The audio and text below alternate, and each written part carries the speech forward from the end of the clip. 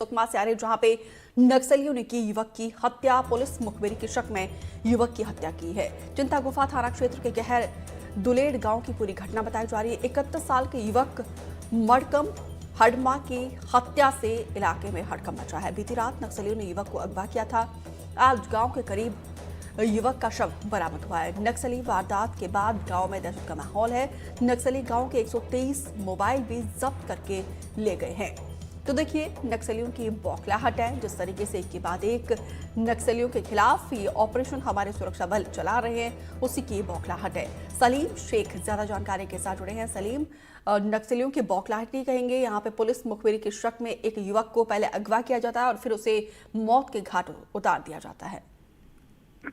ये बिल्कुल नक्सलियों की बौखलाहट ही है कि लगातार जिस तरह से पुलिस मुखबिर के आरोप में निर्दोष आदिवासी ग्रामीणों की हत्या की जा रही है और जिस तरह से नक्सल प्रभावित इलाकों में पुलिस कैंप खोले जा रहे हैं, जिसके चलते बुनियादी सुविधाएं गांव तक पहुंच रही हैं। कहीं ना कहीं माओवादियों का जो जनाधार है वो घटता जा रहा है और यही कारण है कि नक्सली अब अपना दहशत फैलाने के लिए, अपने वर्चस्व को बनाए रखने के लिए निर्दोष ग्रामीणों की हत्या कर रहे हैं। कल बीती रात चिंता गुफा, सुकमा जिले के चिंता गुफा इलाका है, दुलेड़ का एक गांव है, जहां से 31 साल के युवक को नक्सलियों ने अगवा कर लिया था और आज सुबह उसका शव गांव से करीब 300 मीटर की दूरी पर जंगल में बरामद हुआ। और जिस तरह से जो घटना देखने को मिल रही है, नक्सलियों ने गांव के करीब 123 मोबाइल भी जब्त कर लिए गए हैं और नक्सलियों का आरोप है कि लगातार युवक ग्रामीण पुलिस के संपर्क में आकर मुखबिरी कर रहे हैं, जिसके चलते नक्सलियों को एक बड़ा नुकसान हो रहा है। जी बिल्कुल।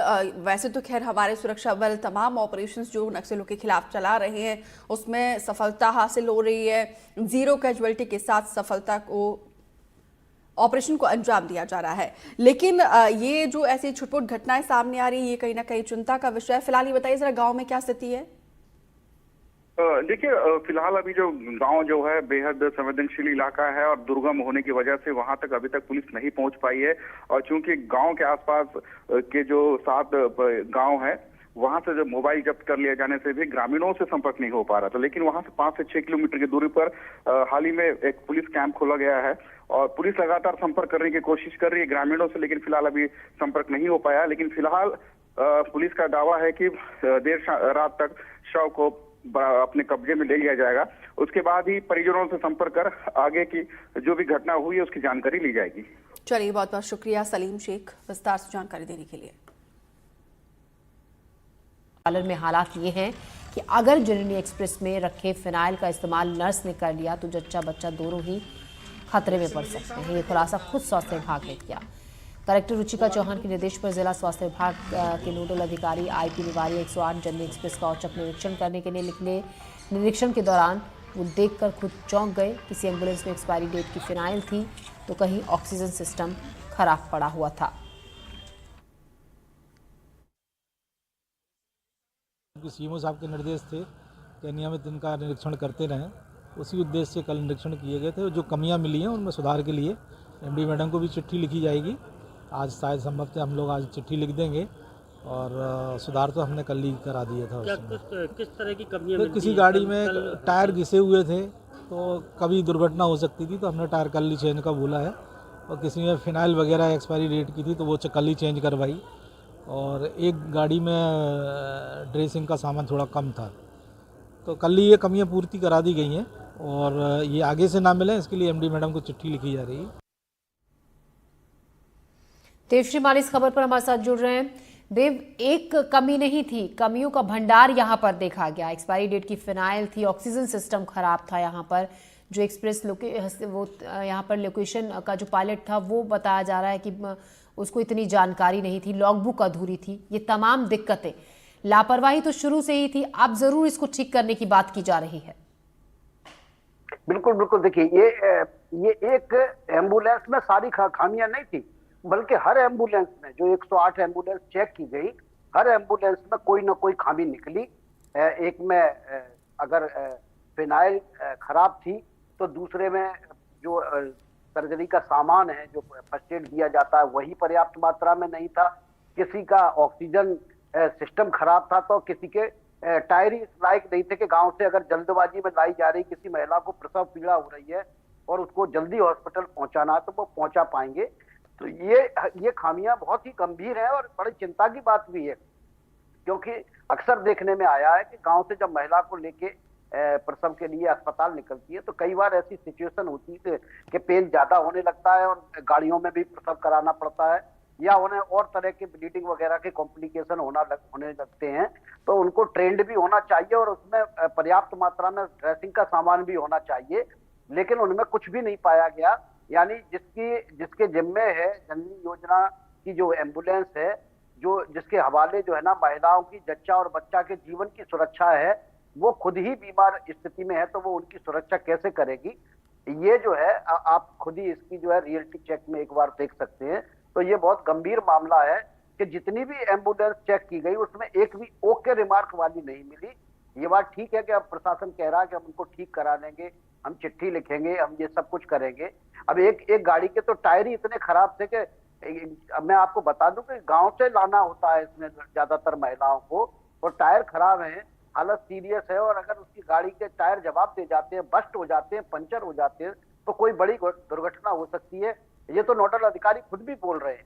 तो इस तरह की गंभीर जो समस्याएं हैं ये इनमें मौजूद है और उसके बावजूद भी ये दौड़ रही है और महिलाओं की सुरक्षा का जिम्मा ले रही है। तो ये बड़ी चिंता की बात है। जी देव, शुक्रिया आपका जानकारी के लिए। संविधान दिवस पर चर्चा के दौरान रक्षा मंत्री राजनाथ सिंह ने कांग्रेस पर जमकर हमला बोला। उन्होंने कहा कि आज लोग संविधान की रक्षा की बात कह रहे हैं, लेकिन ये समझने की जरूरत है कि किसने संविधान का सम्मान किया, किसने अपमान किया। उन्होंने आरोप लगाया कि कांग्रेस पार्टी के शासनकाल में कुल 62 बार संविधान संशोधन किया गया। करना चाहता हूं अध्यक्ष महोदय कि हमारा संविधान किसी एक पार्टी की देन नहीं है। भारत का संविधान भारत के लोगों के द्वारा, भारत के विचारों के साथ, भारत के मूल्यों के अनुरूप बनाया गया एक अनपैरेलल्ड ट्रांसफॉर्मेटिव यह डॉक्यूमेंट है।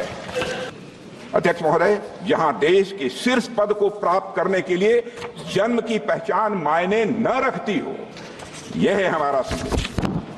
जहां एक गरीब परिवार में जन्म लिया व्यक्ति भी प्रधानमंत्री बन सके, देश का, और वह देश का राष्ट्रपति भी बन सके। संविधान क्रियान्वयन के कुछ वर्षों बाद ही संविधान की मूल भावना को ताक पर रख दिया गया था अध्यक्ष महोदय, लेकिन हमारी सरकार ने संविधान के मूल्यों को खुले और सच्चे मन से स्वीकार किया है। मुझे खुशी है कि हमारी सरकार संविधान की मूल भावना को केंद्र में रखकर जनहित के मार्ग पर तेजी से आगे बढ़ रही है। हमने गुलामी की मानसिकता को समाप्त करके भारतीय न्याय संहिता, भारतीय नागरिक सुरक्षा संहिता और भारतीय साक्ष्य अधिनियम जैसे नए कानूनों को पारित किया है। अध्यक्ष महोदय, आज संविधान की रक्षा करने की बात की जा रही है, यह हम सभी का कर्तव्य है। और अध्यक्ष महोदय, लेकिन हमें यह भी समझने की जरूरत है कि किसने संविधान का सम्मान किया है और किसने संविधान का अपमान किया है। कांग्रेस के मित्रों ने अनेक मौकों पर संविधान और संवैधानिक भावनाओं का निरादर किया है। उन्हें कभी भी संस्थानों यानी इंस्टीट्यूशंस की इंडिपेंडेंस और ऑटोनॉमी हजम नहीं हुई। अध्यक्ष महोदय, उन्होंने हमेशा एक कमिटेड जुडिशरी, कमिटेड ब्यूरोक्रेसी और कमिटेड इंस्टीट्यूशन बनाने का काम किया। अध्यक्ष महोदय, कांग्रेस पार्टी ने हमेशा संविधान को राजनीतिक हित साधने का एक माध्यम बनाया और उसकी मूल भावना को तहस नहस करने का कांग्रेस ने काम किया है। अध्यक्ष महोदय, उनके मुंह से संविधान की रक्षा जैसी बातें मैं समझता हूं शोभा नहीं देती। अध्यक्ष महोदय, आज मैं देखता हूं कि विपक्ष के कई नेता संविधान की प्रति अपनी जेब में रखकर घूमते हैं। असल में उन्होंने बचपन से ही यही सीखा है। उन्होंने पीढ़ियों से अपने परिवार में संविधान को जेब में ही रखे दिया।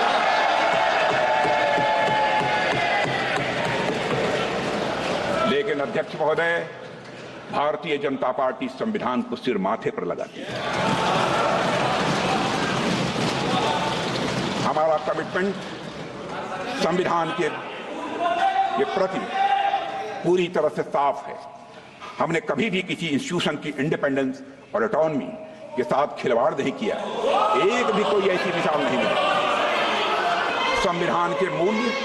संविधान के मूल्य हमारे लिए कहने या दिखाने भर की बात नहीं है अध्यक्ष महोदय, कहने या दिखाने भर की यह बात नहीं है।